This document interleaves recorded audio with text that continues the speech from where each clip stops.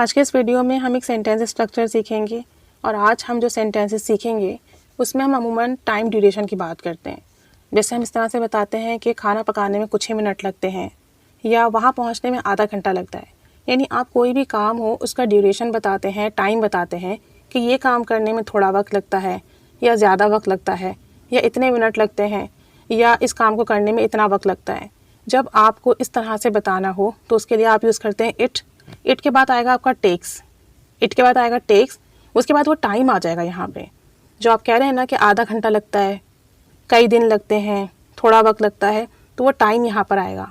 उसके बाद आपका टू आएगा और फिर वर्ब की फर्स्ट फॉर्म आएगी। ठीक है, कुछ सेंटेंसेस देखते हैं ताकि हमें अच्छे से क्लियर हो सके। जैसे मैं कहूँ खाना पकाने में कुछ ही मिनट लगते हैं तो मैं कहूँगी इट टेक्स, इट आ गया, उसके बाद आ गया टेक्स, कुछ ही minute, a few minutes. It takes a few minutes to cook food. खाना पकाने में कुछ ही मिनट लगते हैं, it takes a few minutes to cook food. एक और सेंटेंस देखें, वहाँ पहुँचने में आधा घंटा लगता है, इट टेक्स, उसके बाद आ जाएगा half an hour. It takes half an hour to get there. Get भी आ सकता है, रीच भी आ सकता है। It takes half an hour to get there. कामयाबी रातों रात नहीं मिलती, success doesn't happen overnight. Success doesn't happen overnight. कामयाबी हासिल करने में या कामयाब होने में लंबा वक्त लगता है, ज़्यादा वक्त लगता है, तो हम कहेंगे it takes a long time. ज़्यादा वक्त के लिए long time. It takes a long time to be successful. कामयाब होने में to be successful. It takes a long time to be successful. एक और सेंटेंस देखें, ये कोर्स करने में कई महीने लगते हैं, it takes several months. It takes several months to complete this course.